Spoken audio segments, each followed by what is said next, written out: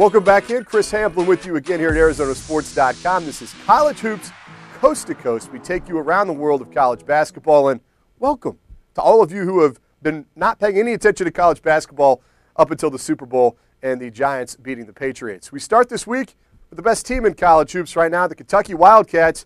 They go out and they beat Florida by 20 at home. Now, Kentucky has been on our radar clearly all season, but what they were able to do against Florida is what I think has been the best game they've played all season. Defensively, they were great. On the offensive end, they were able to get anything that they wanted. Anthony Davis, right now, their big man at Kentucky, is a clear player of the year candidate. At one point this season, Thomas Robinson was a guy at Kansas that we thought had it locked up. But Anthony Davis, right now at Kentucky, a serious contender for that player of the year crown. Now, we mentioned Kansas. They lose on the road at Missouri this past week.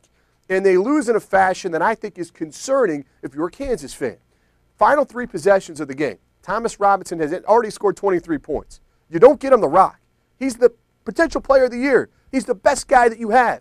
And you're not feeding him the basketball. Credit to Missouri's defense for not allowing him to get the rock. But at the same time, if I'm Kansas, I have to find a way to get Thomas Robinson the ball to open things up on the offensive end. Pay attention to this, because I have a feeling if Kansas struggles in the tournament, it's going to be because they can't get Thomas Robinson the ball in stretches where they need to have him handle it, and it's because they don't have a second scoring option that's consistent. Whether it's Elijah Johnson or Tyshawn Taylor or maybe even Travis Relaford, Kansas needs help when T-Rob is covered.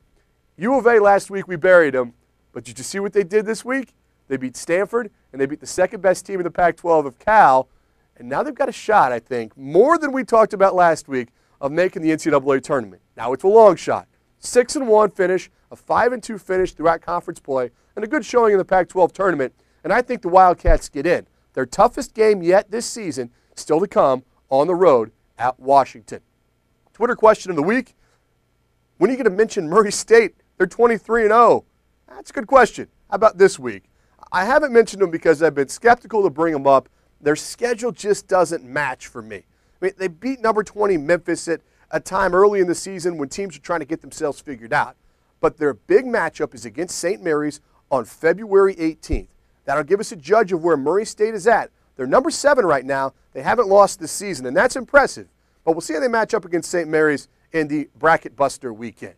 What you're going to watch this weekend, it's in the Big Ten. Number 12 Michigan State on the road at number 3 Ohio State. The Buckeyes had a nice win this week against Wisconsin on the road, and Michigan State is coming off a blowout win over their rival, Michigan. Pay attention to this one. It's at 4 o'clock on Saturday here in Arizona. You can watch it on ESPN.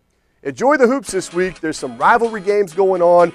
We are just getting closer and closer to March Madness. I love it. Pac-12 tournaments coming around. U of A is making a run. Don't forget us here at ArizonaSports.com. I'm Chris Hamblin, your college basketball insider. Stay with us. We'll have you covered for the entire Pac-12 and all the tournaments and the NCAA tournament run.